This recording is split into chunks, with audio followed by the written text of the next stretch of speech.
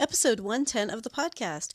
What is the difference between us as groomers having a hard time getting a grooming done and the dog having a hard time while you're getting a grooming done? Can a dog who's holding still be having a behavior problem? Find out this week.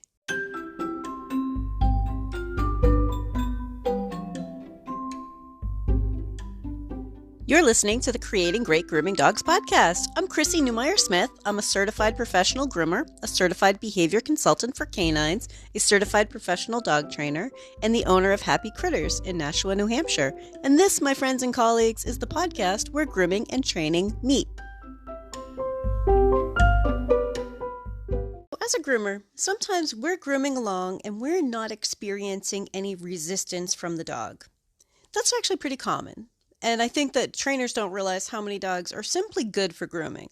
But I want you to think, maybe sometimes we aren't noticing that the dog is still having a difficult time.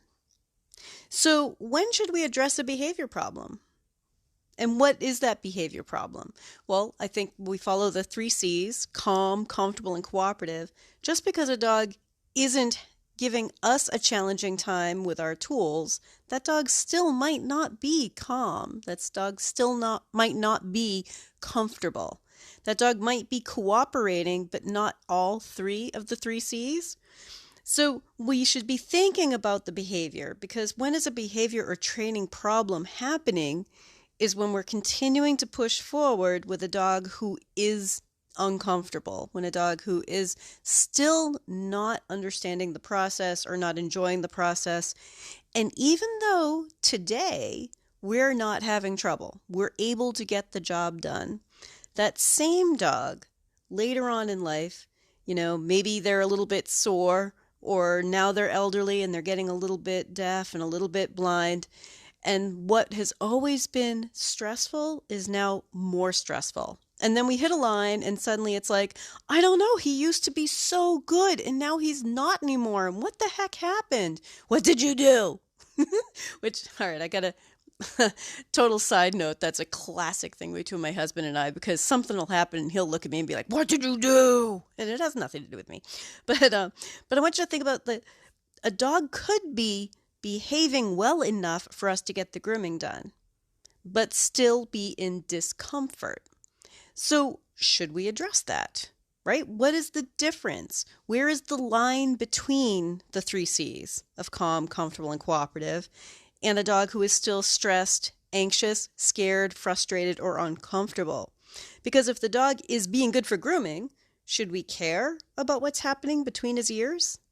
Or what's happening below the surface, just under the surface? And I'm going to say, that's where I tend to get dog customers. That's where owners find me because the dog is now having an issue when they never had an issue before. But if you look closer, it seems this dog has been having an issue the whole time. And while we're able to get the job done, or the owner is able to get the job done, or whoever, like they've been able to go through the vet visit.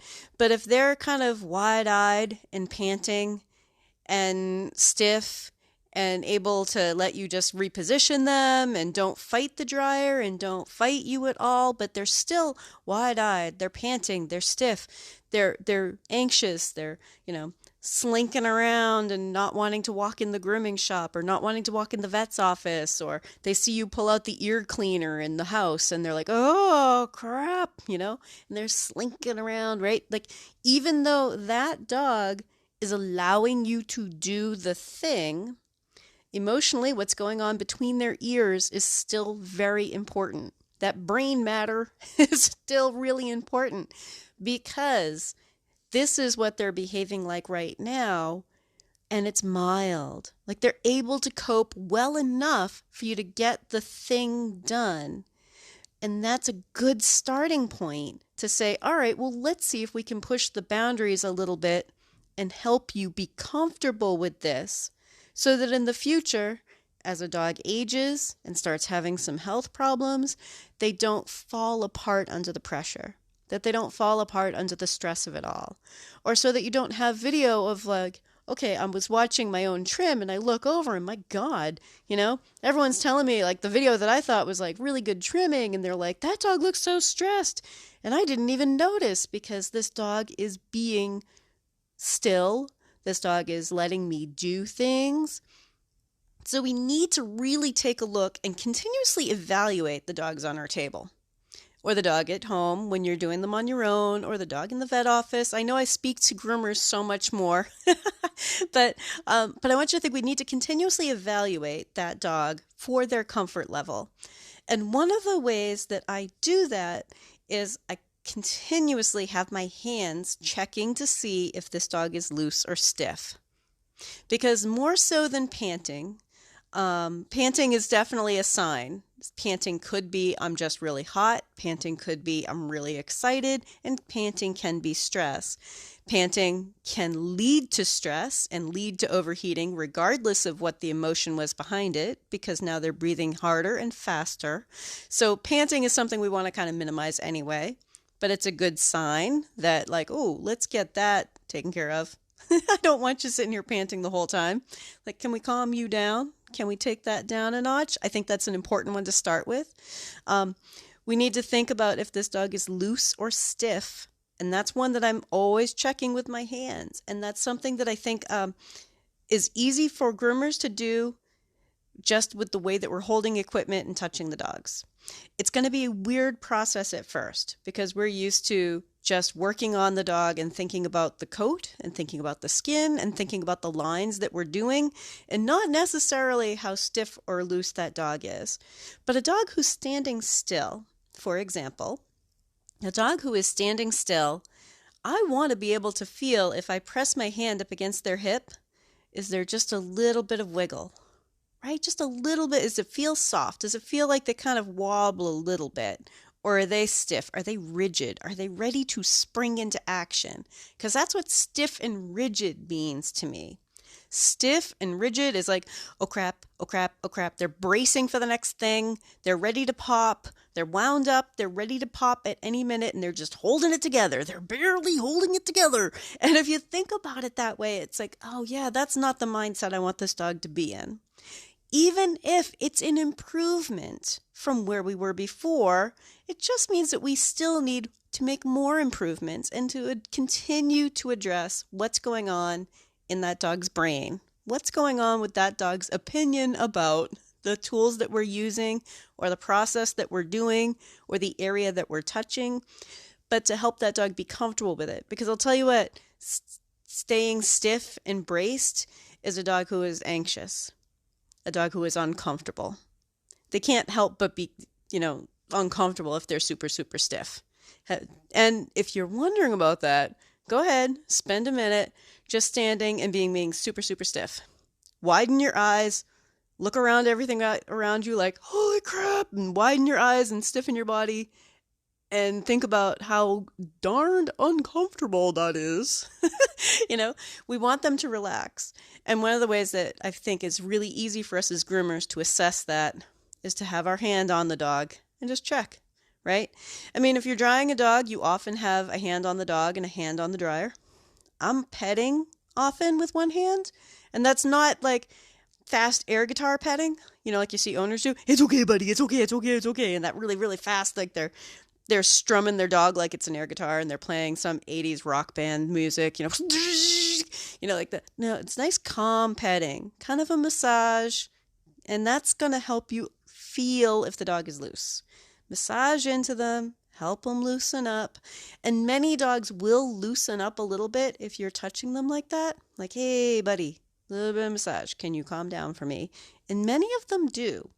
But it's still important. And I find it's one of the things that we as groomers and we as vet techs, because I used to be a vet tech too, and as trainers, sometimes we miss that subtle bit where a dog is still very apprehensive. A dog is still being really stiff and staring at us out of the corner of their eye, and they're giving the whale eye, and you can see the whites of their eyes are really wide, and they're staying really, really stiff, whether they're panting or not, and they're braced for action. That's a dog who is not comfortable and is so close to either learning to be comfortable or learning to spring into action, right? Like they're kind of on that line. Like this could go terribly, terribly wrong the next grooming, right? Or it could be better the next grooming. So we need to stack the deck so that we're helping this dog be better for the next grooming, that we're addressing this need for like, whoa, you are super stiff and stressed out, and I want you to calm down a bit. If you're enjoying this podcast, please remember to subscribe so that you don't miss any episodes, and tell all of your friends. Now, one of the things that you can look at too is when that moment happens. Because if you're looking at a dog the whole time and constantly assessing for those 3 C's, is this dog calm, comfortable, and cooperative at this point? And notice when it changes. Because a lot of dogs aren't stiff the whole time. There's just one thing or 2 things that worry them. Maybe it's sounds. Maybe it's an area of their body. Maybe it's the duration, how long they've been doing something. And that one's actually, I think, much more common, but harder for some of us to notice. Like, yeah, this dog has about a 20-minute attention span, and we're trying to push it to an hour and a half. And we start seeing it as, oh my God, he's so hard to groom. But really, he was really easy in the first 20 minutes because, you know, as an example, a young golden that I was working with last week who, like, just his brain can't handle anything more than about 20 minutes. You know, he's young, he's crazy, he's silly, you know, super sweet, nice guy. But after 20 minutes, he's like, why are they still touching me? And we're still on a table. And what is going on? You know, so we need to think about helping them be calm, because that's the long-term goal that we want. Because a dog who is calm, comfortable, and cooperative is going to be learning that grooming isn't scary, that grooming is being done by someone they can trust. And when their health begins to fail them later, when they have a health problem or a medical issue, that's not going to be a trigger that sends them over the edge. Or it's much less likely to be a trigger that sends them over the edge. Because I want you to think about those dogs who are stiff. They're on the edge, right? We can help them be more calm about it and help build some confidence, or we can wait for something to happen and that dog to decide, you know what, this is too scary and I can't handle it anymore.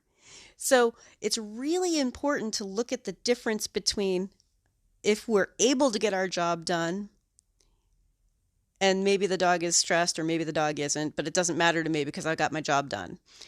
And we need to think about like that, or I always need to think about if this dog is stressed, even if they're letting me get the job done. Even if this dog is letting me get the job done, I need to think about that, right? So another example, if I'm at the end of a grooming and the owner's like, can you just get a little bit more on his head, a little bit more on the top of his head? I'm like, he is done. His brain is toast. He's cooked. He is finished for today. You know, it's like, oh, but he's being so good and I just want that little bit more. And I'm like, this is my professional opinion. I'm not going to continue doing until he has a flip out.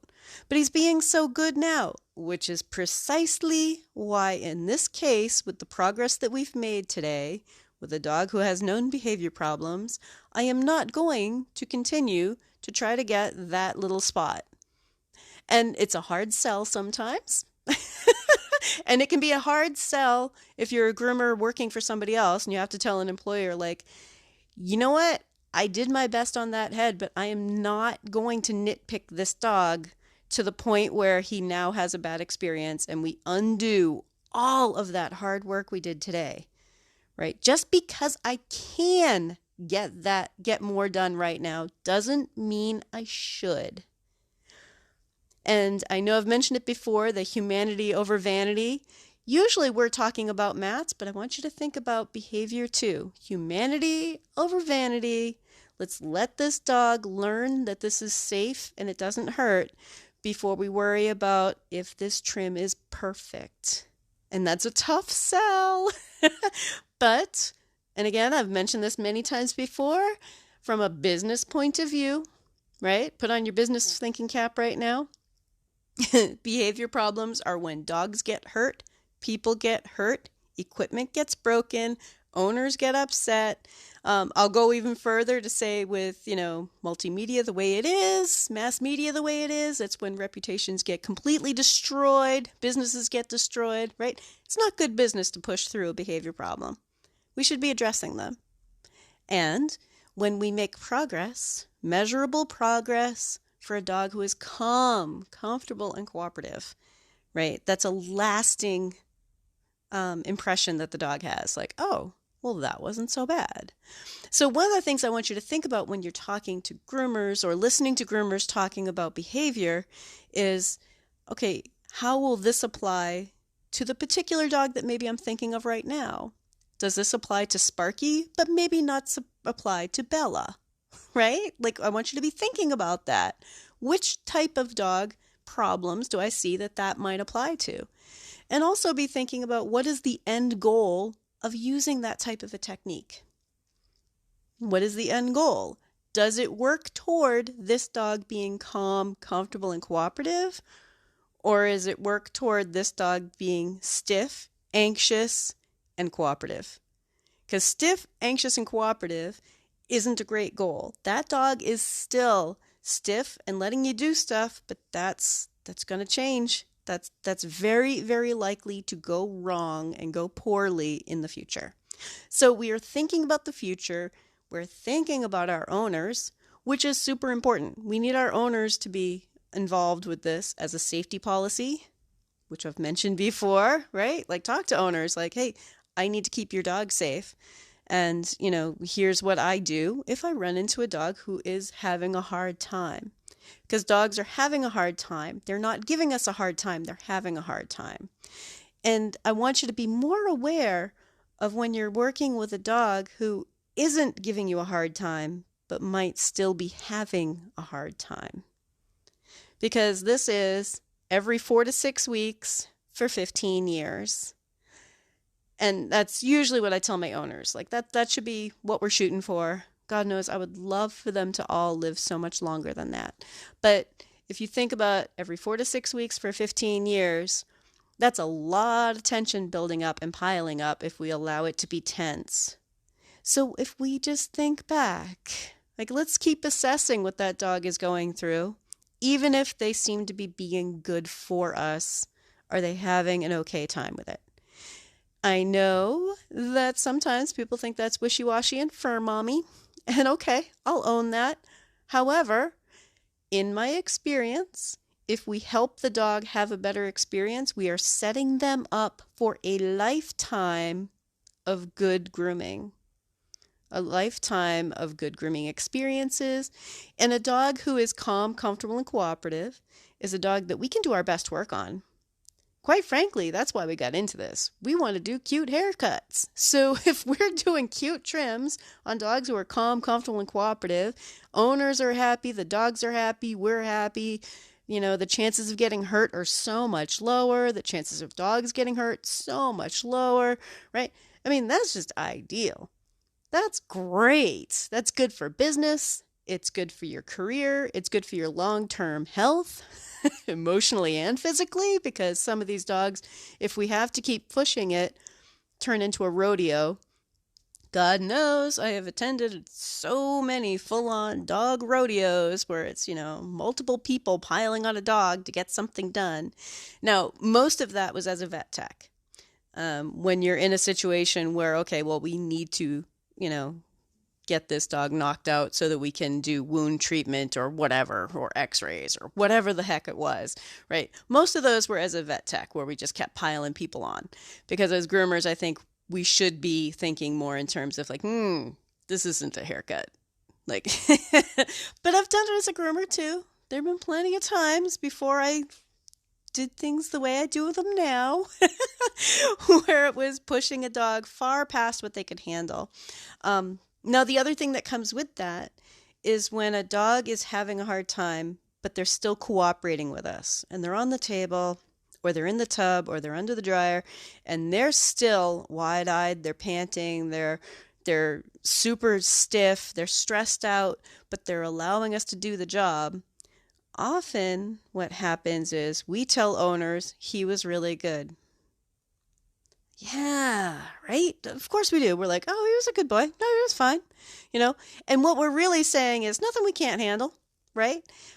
But is the dog having an okay time? Not really. Not really. Does the dog have more training that needs to be done? Yeah. Yep, certainly. Certainly there's more work that we can be doing and that owners can be doing. And should we be telling owners, you know what, he's still really nervous about a lot of this. And let me tell you what we're working on. Because I'll also tell you, a lot of owners, it came out of the blue for them that like their groomer is suddenly like, you know what, he's just reached a point where we can't groom him anymore. And they're like, you never told me you had problems with him before. Well, I mean, before we could always get it done. But they had no idea that the groomer had problems with him before. And I think many of us, as people move around and you get a new customer and the dog's like 6 or 7 years old and the owner's like, oh, the groomer said he was always fine. Or I don't know, they never said anything about it. And this dog is crazy, right? Some of that's because what they're hearing is the dog is fine because the groomer didn't really express we were able to get it done despite his behavior. That's an important distinction, right? I don't really want us getting things done despite his behavior. We should be getting things done thinking about what behavior problems they're having and building good experiences and addressing behavior issues as they come. We should be thinking about what's going on in their brain, in between their ears, and under the surface of their skin and coat. We should be thinking about that stuff. And we should be telling owners. Now, when you talk to owners, you should be thinking about this is their fur baby. Even if you're not into the whole fur baby thing, that's okay. But this is their dog. This is their family member that they love and adore. And we should be telling them, hey, I love this little guy. He's super, super sweet. He's super nice. He also is getting stressed out about whatever, right? We should be telling them that. We should be letting them know so that they're not shocked by it when he's 12 and, has an injured paw and suddenly that's the moment where from here on in nobody's able to touch him for grooming. And it happens all the time. And some of that's because we don't necessarily notice that a dog is still having stress on the table if they're being cooperative. We need all three of the C's. Calm, comfortable, and cooperative, not just cooperative. And so it is important to make sure that we're looking at the dog and thinking about, is this dog calm, comfortable, and cooperative? Is this dog okay with what we're doing, or is this dog stiff? It's really important, and it can be really difficult to spot, and it can be really tempting to just keep pushing through. So tempting. But that's my big one this week, is really thinking about what's going on between their ears, what's going on under the surface, even if they're letting us do the grooming. Even if you don't feel like there's a problem getting the job done, there still could be a problem behavior. If you'd like more information, you can find me at chrissy@happycritters.net, happycrittersdogtraining.com, or you can join the Facebook group, Creating Great Grooming Dogs podcast, or the Facebook page, Creating Great Grooming Dogs. I really look forward to hearing from you.